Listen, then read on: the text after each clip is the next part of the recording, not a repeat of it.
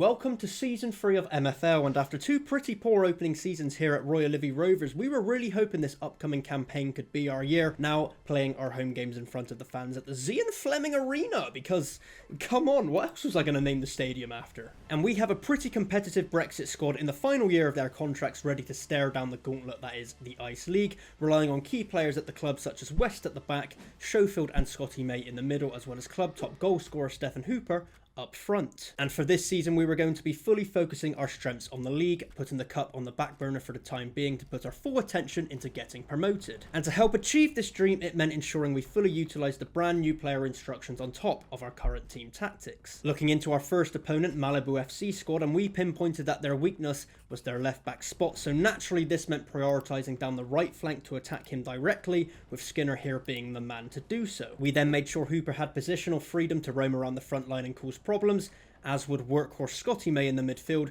utilising a high trigger press with direct passing to hit back at opponents quickly during transition, with Schofield being the core lock of the team in the CDM role, chaperoning and sweeping in front of the back line with rigid positioning and aggressive tackling. Unfortunately in our first match, however, we went 1-0 down in the first half because obviously, why wouldn't we? I mean, what else would we do? I mean, we're heading into the halftime break 9-0 down on shots for fuck's sake, but at least it turns out that our first shot of the season will actually be a penalty, which Stefan Hooper has managed to bag as a goal, his first of the campaign. Wow, we do not deserve to be drawing at half-time here, let's be honest. In the second half, however, we were fully on top, Skinner getting the better of the Malibu left-back as we had predicted in our pre-match scouting mission. However, the final shot let him down. We even managed to make another good chance thanks to Scotty May's arrowed pass on the transition, but Hooper failed to convert, with the game trickling out into a 1-1 draw. And I mean, I'll take it, it could have been worse based on that first half, right? Early in the season, we continued to put in the research and adjust our tactics accordingly, securing a late 2-1 comeback victory against Burgos thanks to a Skinner goal,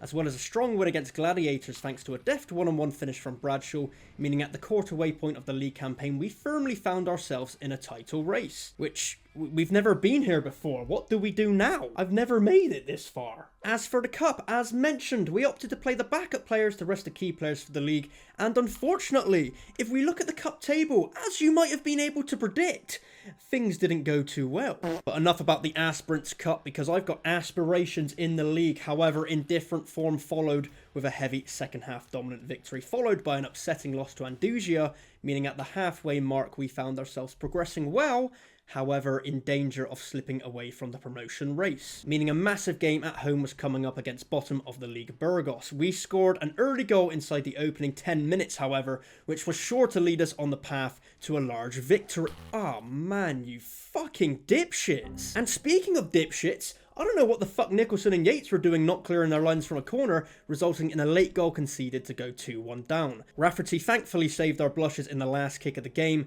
but this felt like more of a loss than a draw, meaning our upcoming game against Sarkoza, that's not a real name, was in fact a massive game in the battle for the playoffs. The season certainly isn't over yet, there's still a lot to compete for, but let's take this mid-season break as a time to look at Season 4 of MFL coming up soon. Limited rarity cards rated between 55 and 64 are being introduced between common and uncommon to balance out the packs, meaning a lot of my squad will undertake this new tier upon Season 4. And I have to say that personally, from a design perspective, I much prefer the limited design to the current common one, so I'll be happy to see some of my squad trickle over into their new look come Season 4. The match engine itself is then receiving even more improvements, and when you consider that this is already one of the strongest points of MFL, I'm glad to see the dev team are only continuing to push the boat out here in terms of making this a fully fledged immersive football manager game. And speaking of improvements, the rewards are increasing by 40% for Season 4, meaning there has never been a better time to join MFL if you're not already involved, and you can do so by signing up via my affiliate link in the description down below. Shameless plug out the way, because now it's time for the biggest game of my goddamn life, and Bradshaw managed to spurn a glorious opportunity early doors which would have set us on the front foot. 10 minutes later we had another bite at the cherry, however a shot cannoned off the crossbar, with the feeling seeping in under my skin that today was not going to be our day, and that proved true in the 33rd minute of the match where,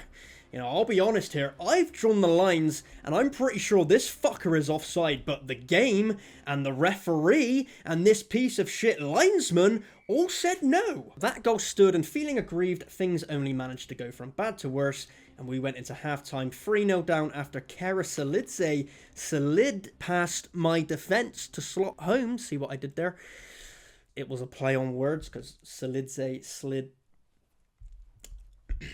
back to the game. Unfortunately, a second half comeback did not materialise, with Karasalidze dealing the final blow with his hat-trick completing goal, and from that point onward the season petered out into mid to lower table obscurity, where we managed to just about sneak a 1-1 draw on the final game of the season thanks to a Hooper penalty to finish the campaign in 7th place. A strong start, but that eventually came to nothing, clearly proving that divine attention is required throughout the season to compete at the highest level all year round. And with the Brexit squad's contracts all expiring at the end of this season after the 3-year experiment, a decision was to be made on what path the club would continue down from here on out, and whether some higher quality personnel would need to be purchased to help out on the pitch to finally get this team out of the depths of the Ice League for Season 4.